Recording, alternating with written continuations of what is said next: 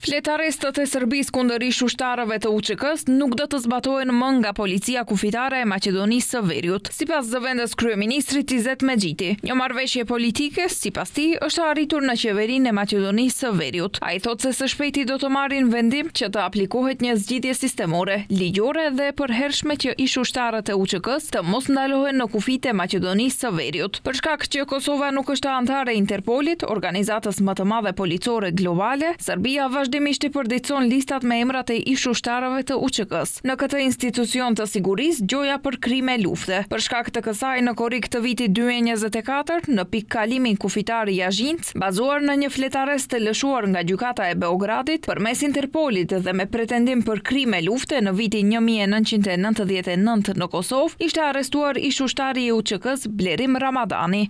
Tash mund të them ekskluzive për ju, do të them për herë të parë që kemi rrot dakord në qeveri, kemi marrëveshje politike që kjo të zgjidhet në mënyrë sistemore me modelin kroat, sloven dhe modelet europiane, dhe kjo det, dhe kjo së shpejti, po shohim vetëm cilin model të aplikojmë, dhe kjo det zgjidhje sistemore dhe ligjore dhe përhershme, do të thonë për ushtarët që të lëvizin lirshëm në Maqedoni, si që lëvizin pra në vendet e Evropës. Do të thonë kemi marrëveshje politike, këto ditë duhet ta bëjmë zgjidhjen, do të thonë në kuadër të Ministrisë së Punëve të Brendshme.